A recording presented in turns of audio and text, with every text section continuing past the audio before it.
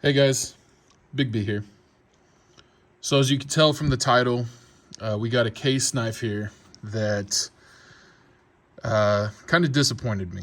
Well, it really disappointed me because I was very excited to get this one in, and you guys know how it is when you order a new knife. You're checking the tracking, you know you're just waiting, and then it finally makes it, and you're waiting for that moment where like, oh yeah, and then this one was just like, ah, shit.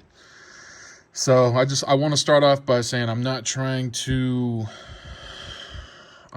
slam case or add fuel to the fire. You hear all the time from different uh, knife tubers, I guess, that case really has a problem with fit and finish.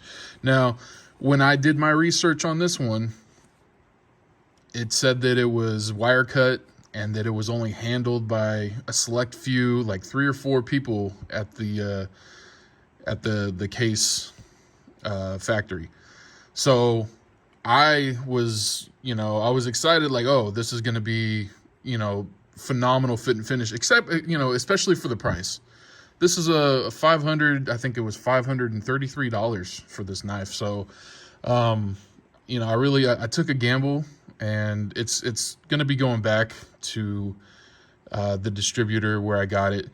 But I wanted to show it to you guys just to bring attention to the fact that just because something is expensive and a limited run, it's not always going to be what you expect. So I'll go ahead and show it to you guys. This is the Case Rupel. This is the Collab, and this one is Bird's Eye Maple. And we'll just look at it, okay? So, very cool pouch that comes with it. WR Case and Sons, handcrafted knives since 1889. Great presentation. When I opened it up, this is what it looked like. So I don't know if this is, they took it out to take pictures, but it was ripped on this side when I went to look at it the first time. And upon first glance, you're like, oh man, that's a gorgeous knife. I mean, it's an amazing design. You got this lock back right here that is really cool, the way that it blends in like that with the handle. And it's a gorgeous profile. And the blade itself, I can't really find anything. The grinds are great. It's very symmetrical. But the problem that I'm seeing is around the backside, and it's easiest to show this with a light. You might be able to see it, but this is going to be out of focus. Let me see if I can get better focus. You might be able to see, but there's a gap right there. Let's see if I can get a better look at it. Yeah, you could see the gap right there. So I'm looking at this thing through a lens of a $500 knife. Like I'm looking at, like, if this was a $150 knife, that would not bother me. But this being a $530 knife, I'm going to look at every little single detail. So that right there was the first thing that I noticed, is there was a gap right there. And, I really wish that I had a better camera, but you can clearly see light in between the liner and the maple right there, okay? And then the second thing I noticed was on the back spring, on the lock, look how much higher this side is than this side. Here, let me get something to point at it. Maybe use this. Okay. Get that in focus. Look how much higher this side is opposed to that side.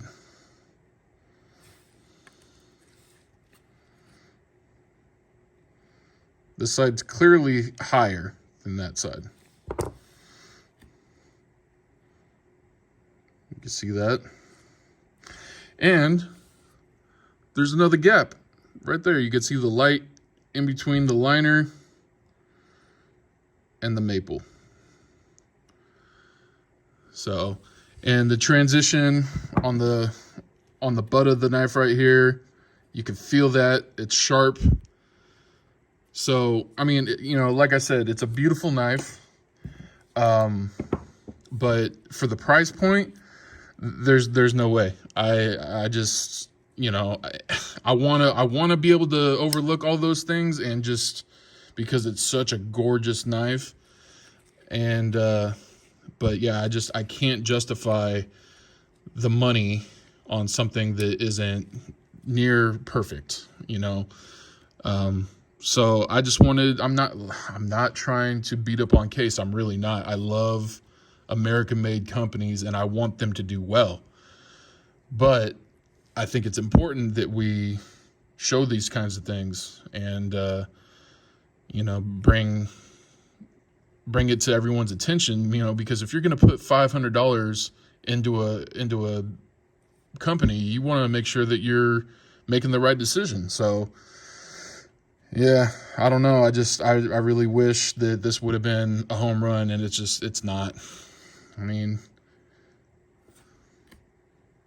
even, you know, the centering is even slightly favored to the left here. Not by much, but you could see that it's slightly to the left. Yeah, I really wanted this to be a perfect knife, and it's just not. So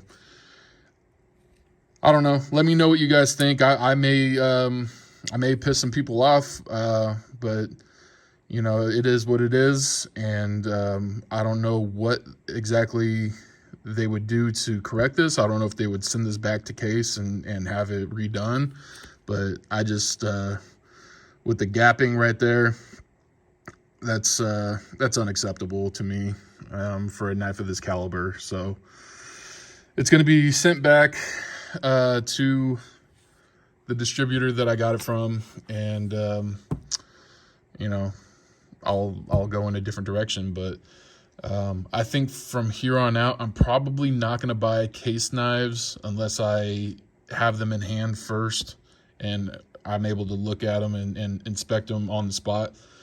Or if I'm buying it from somebody that's like, yeah, dude, this thing's good to go. Or, you know, if I'm spending only $60 to $100, if I get burnt, it's not as bad as $530. But, you know, you may think that this isn't a big deal and that I'm going too far with it, but I don't think I am. You know, if it was just that small gap right there, probably not still, but this back here also being different in height, like, that's just, it just bugs me. So anyways, let me know what you guys think in the comments.